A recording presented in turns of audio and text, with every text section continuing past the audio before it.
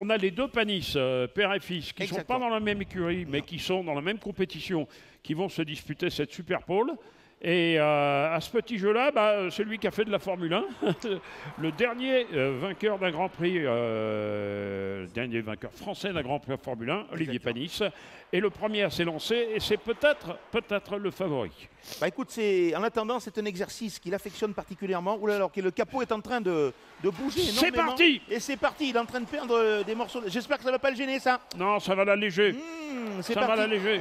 Allez, c'est parti. Oh, il perd complètement son capot. Pas encore, pas encore. Ça tient, ça résiste. Ça va partir, ça va partir. Ça finira pas le tour, peut-être pour Olivier Panis, mais on va s'intéresser à son passage quand même dans ce centre du circuit qui est si délicat. Un circuit sans doute le plus technique de cette saison 2020, ici à Isola 2000. Et ça commence le striptease d'Olivier Panis, éloigné des enfants. Mais quel talent quand même, c'est Olivier Panis. Tu parlais du carré blanc, on va être obligé de le mettre si ça continue, puisque la voiture d'Olivier Panis va faire un effeuillage dans ce tour de la Super Pole. On va voir son chrono dans quelques instants. Il faut tourner en 45 ou 46 pour être... on va dire devant. Ah ben c'est ça. Et 45. il réalise. Alors ça y est, il a perdu le capot. 46,1.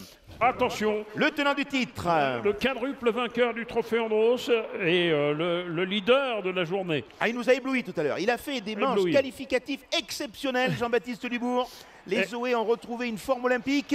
Et il pilote la Renault Zoé Motul officielle. Exactement. Et c'est parti très vite pour Jean-Baptiste Dubourg. Marc, il n'a pas le choix là. Hein. T'es obligé, il n'y a qu'un tour. Hein.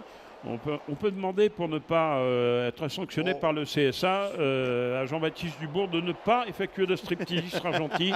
En attendant, il a fait un passage là, dans le centre du circuit, dans ce fameux haricot. Magnifique. Formidable passage de Jean-Baptiste Dubourg, dont vous pouvez regarder la voiture. Pour nous, en tout cas pour moi, c'est la plus belle du lot. La décoration de la Zoé Motul est absolument Il est en avance par rapport à Panis de 2 dixièmes de seconde au chrono intermédiaire. 2 dixièmes d'avance pour Jean-Baptiste Dubourg. Il nous refait encore un Dubourg. Ah ouais, mais il a été exceptionnel. Et l'arrivée de Jean-Baptiste Dubourg, le chrono de Jean-Baptiste Dubourg, 45,3. Il est devant pour 8 dixièmes. Énorme. Allez, Yann Erlaché est le troisième à s'élancer, le premier vainqueur de cet e-Trophée Andros 2020 du côté de Val Thorens, la première course de l'année et auteur d'une belle presta tout à l'heure. Hein. Oui, rappelons à nos amis qui regardent en streaming cette course du Trophée Andros que Yann Erlaché n'est autre que le neveu de Yvan Muller, l'homme des glaces, le terrible homme des glaces qui avait gagné 10 fois le Trophée Andros. Exactement. Yann Erlaché, alors, plus vite ou moins vite? Écoute, ça va être dur pour lui. Ça va être dur, c'est très dur de pouvoir dire, parce que tout à l'heure on s'est fait un peu surprendre des fois sur des styles de pilotage complètement différents. On va le savoir puisque... Un peu large là. Alors écoute, on va voir, l'intermédiaire arrive dans quelques petits instants. Il est en retard de 3 dixièmes. Oui, un peu large, 3 dixièmes. Ça veut dire qu'il serait pour l'instant 3e. Exactement. Il serait pour l'instant 3e. Oui, parce que Jean-Baptiste Dubourg a fait très fort dans la deuxième partie du circuit. Il avait 2 dixièmes à l'intermédiaire, il en a repris 6, oui. Et l'arrivée pour Yann Erlaché, un chrono de 45,7. Ah non, il est deuxième. Deuxième à 3 dixièmes du chrono de Jean-Baptiste Dubourg. C'est double vainqueur des premiers trophées Andros électriques. Nicolas Prost, fils d'Alain Prost, bien sûr. C'est important de donner les filiations parce que les papas servent toujours de moniteurs de conduite. Exactement. Et c'est pour ça que généralement ils sont pas mauvais. C'est pour ça que quelquefois dans la conduite accompagnée, il faut bien choisir celui parce que ça peut être catastrophique pour la suite. Allez, ça va partir pour Nicolas Prost et voilà, il passe le drapeau tricolore et il a un tour maintenant pour lui aussi afficher un super chrono dans cette Super Pole. Oh là là, ça part très bien. Quel extraordinaire pilotage encore une fois. Regardez, les voitures ne sont jamais droites face à la route, bien sûr, face à la piste. C'est toujours de traviole, comme on disait dans la jeunesse. Mais c'est génial. Et à voir sur un écran, c'est extraordinaire.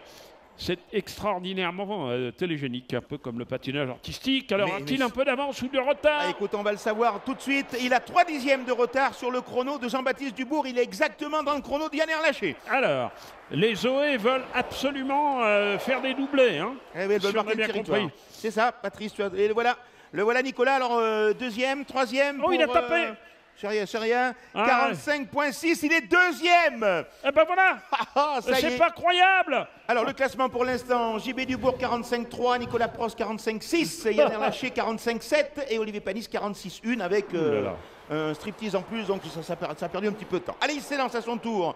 Celui qui est en tête de cette Trophée Andros 2020, c'est Aurélien Panis, bien sûr. Alors Aurélien Panis qui a de l'embonpoint, 60 kilos de lest à cause de sa place de leader. Ça va peut-être sur un tour être gênant. Ça risque d'être compliqué, mais en attendant, il a montré tout à l'heure, lors de la deuxième manche qualificative, qu'il fallait compter sur lui.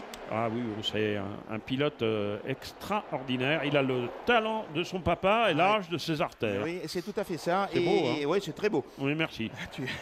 Alors, on va voir dès l'intermédiaire où se situe, dans moins de 7 secondes maintenant, où se situe Aurélien Panis dans cette Super Pole. Il est en retard de 3 dixièmes lui aussi. Encore? Ah oui, donc on est...